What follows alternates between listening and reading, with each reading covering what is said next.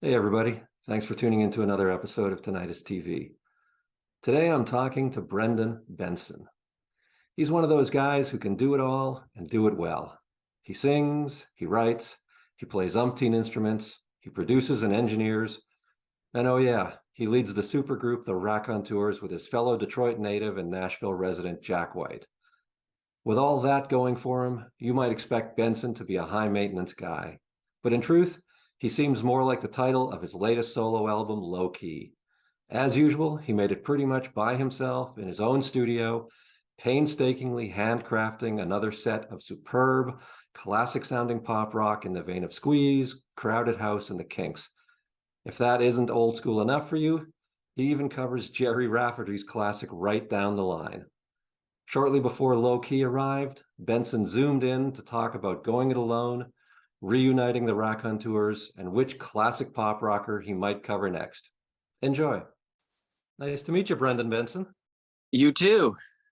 Well, thanks for taking the time to talk to me today. Oh, you're very welcome. So let's get right into it. I know you've got stuff to do.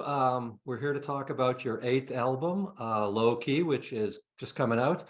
And I have to say that I was kind of surprised because when I saw the title, I thought, oh, well, maybe this is going to be some kind of a really stripped down, candlelit acoustic kind of affair. And honestly, the energy level's not that much different, I would think, from, your past stuff. So how does that title kind of relate to what's going on here? Yeah, that's a good one. That's a good, I never even thought of that. But no, I kind of meant low key more in terms of presentation. Okay. Like I almost like a low key release, you know what I mean? And thank you, Britt.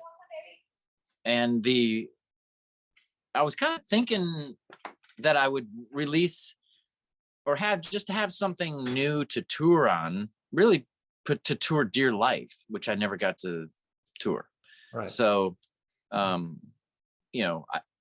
thought, well, it's better to have something new that I can kind of support, and when really all I wanted to do was play Dear Life songs. But of course, things have changed. I mean, my feelings about Low Key, the songs on Low Key completely have become, strong. I love this. I mean, I like this record a lot. It's really special to me. Like it's not just a launching point. It wasn't just a stepping stone as I thought it might be. That's why I called it Low Key. No big deal. It's just, some songs to kind of get me on the road again. Right. It's an interesting dichotomy, though, too, because a lot of the lyrics are kind of pandemic-y, if you will, with people can just read the titles of songs like Ain't No Good and People Grow Apart and Whole Lot of Nothing. But the music is like, again, it still has its energy. It's like you were kind of bummed out, but still wanted to rock, Right. Wow. Again, hadn't thought about that either. Interesting. Well, to be fair, you're the first. Well, no, you're the second official interview I've done for this album. So, wow, that's a good point. I think it's a lot by chance because Ain't No Good was written long before the lockdowns, and even I Miss the Plane was an old one too that I had given to the Raconteurs, a song that I had kind of shopped to the Raconteurs, and we didn't end up doing it. It just didn't feel right. But of course, I still loved it, and so. But it's interesting that, but it is. I mean, I guess it just goes to show you that I'm just kind of bummed out all the time. Lockdowns or not. Well, I'm sorry to hear that. Yeah, no, I say that, probably in print that won't come across. LOL, I guess. There you go. The other thing that I'm curious about is your method, because you are one of these guys who is obviously very comfortable just being by yourself in the studio, doing pretty much all the work yourself. What is it about that that appeals to you? Because there are obviously a lot of people out there who, you know, some of them personally, who will say that they thrive on the interaction and connection and the stuff that comes up and somebody else's input and somebody else's blah blah blah, whereas you're obviously quite content to just be alone in the room. Yes and no. Because I do also thrive in a band situation or in a group setting, you know, with other musicians, with creating music. I think I love that. I feel that's probably that's the ideal situation for me. Like the Raconteurs are the ideal. That's what I've always dreamt about doing my entire when I was a kid, just growing up and thinking about being a rock star, I want to be a rock star, you know. I wanted to be in a band, and it just you know, circumstances were such that I'm it's not a band, it's me, and I called it my name, and you know, and I've that's a big regret of mine, in fact, because I knew you know, I suspected that if I call it my name, I think people are going to kind of think it's like singer-songwritery, you know, and I'm not going for that. I'm really not. But anyhow, I'm sort of digressing here from the original question, which I'm sorry, I've totally remind me. Well, just that you're one of the few guys I know who is very comfortable just making an album. Oh, that's right. I'm sorry. Yeah, that's right. Okay, so I think it's almost like a different discipline or a different art form almost, or a different, it is really, for me, it's a different art form entirely to be solo in the studio myself, because I love it. I mean, I think I like it because I'm comfortable there. I have a kind of command over it's my workspace, you know. I kind of got it dialed in, I got it down, and I don't know, but it comes at a price, you know, comes at sort of that, it's hard to get motivated sometimes. It's hard to stay motivated. It's hard to, you know,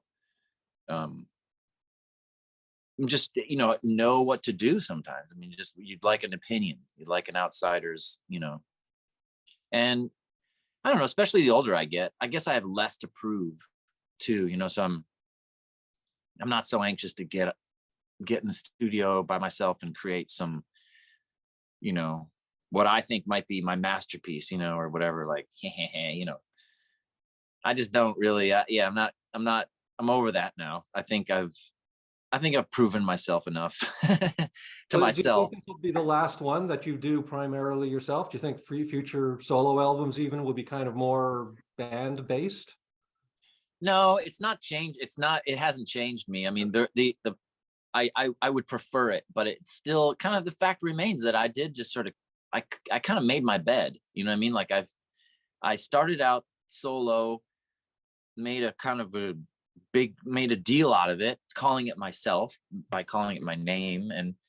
And then now it's, you know, it's tough to kind of, I mean, I have a fan base too that, and to be honest, it's something I like, you know, it's almost like an indulgence that, okay, you know, like a guilty pleasure. I control it entirely. You know, I can do anything I want. You know, I don't have to. But yeah, it's a trade-off. Like I said, and music. I think music is a communal thing. You know, I mean, what else? I think what I'm doing is kind of different. It's like a concoction, you know, of sorts, and like a production. It's very kind of produced. I don't know. With the Raconteurs, you know, we can, you know, work up ideas really quickly because we're all right there, and we're just playing, you know, just jiving and grooving, and then we can execute those ideas very quickly too. You know, it takes me forever to kind of go through the process to get something that sounds like a band. So nice. I love sharing the duties. Sometimes it's like a pain. It's not a pain, but sometimes you're like, shit, man, you know, I'm really inspired to do the vocal, but I don't know what to do on guitar or whatever, you know, just those kind of because you things. sound, you know, the end product is, you know, sounds great always. When you do this, when you physically are in the room recording, do you like kind of chase one song from beginning to end, or are you going on maybe recording 5 drum tracks and then 5 bass lines and kind of building them up that way? Or is it whatever happens to work at the time? Well, it's definitely not like I think I like to work on one song at a time.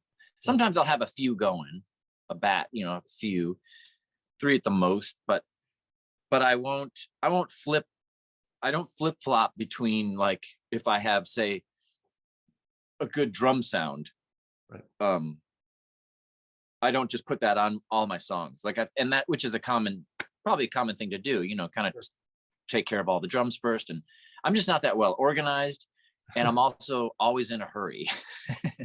So I don't have the forethought, and I'm also moving at the speed of lightning, Right. Okay. not writing, not labeling any tracks, I'm tearing down microphones, which I should have left up because it's just a mess. So it's amazing we get anything out of you at all. It is amazing that any sound, exists after it all. The other thing that's unique about Low Key is that it's got a cover on it of Gerry Rafferty's Right Down the Line.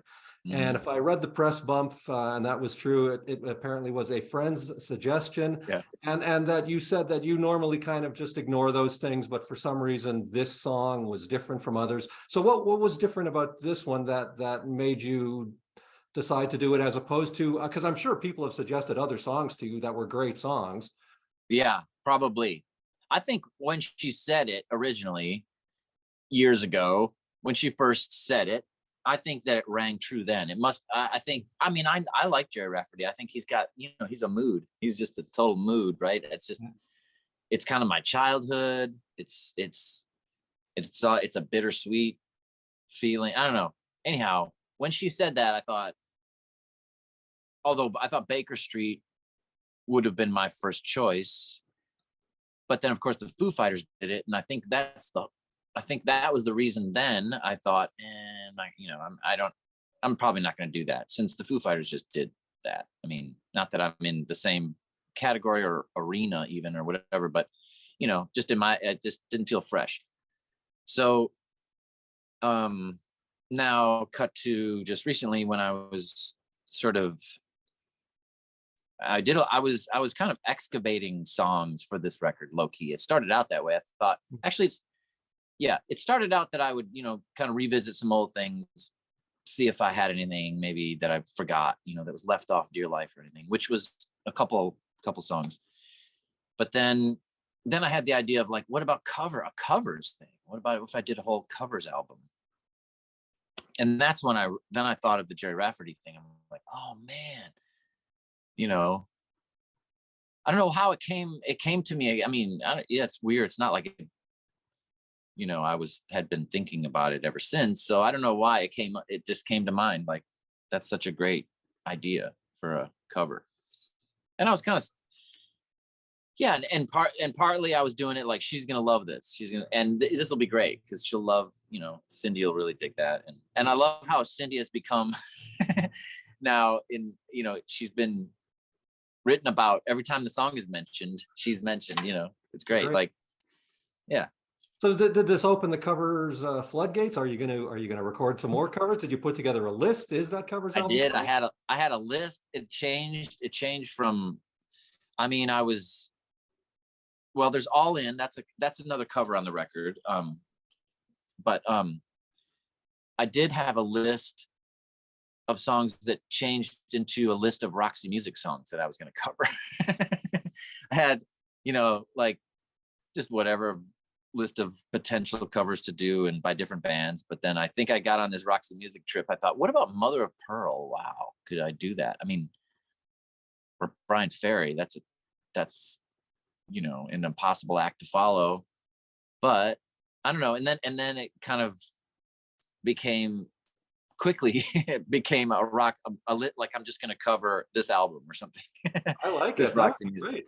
Great. I know, man. I gotta do some of these, like, follow through with some of these ideas. Get on that for sure. Yeah. Listen, I know you got to go, but one last question is that you've got an album out. Obviously, you're heading back out on the road. Jack White's had a busy year. The other guys in the Raconteurs all have solo albums and things on the go. Yeah. How do you figure out when it's time to reconvene? I mean, are you booked so far ahead that you guys have like a spot on the calendar for 2025, or is it just kind of yeah, a phone call happens and then the next thing you know, you're making an album? it's a phone call. It's so not planned. I mean, none of it. And then even when it happens so fast. Jack's a man of action, you know, I gotta hand it to him. But it's also happens very quickly, you know, everything. Which it was great, you know, whatever.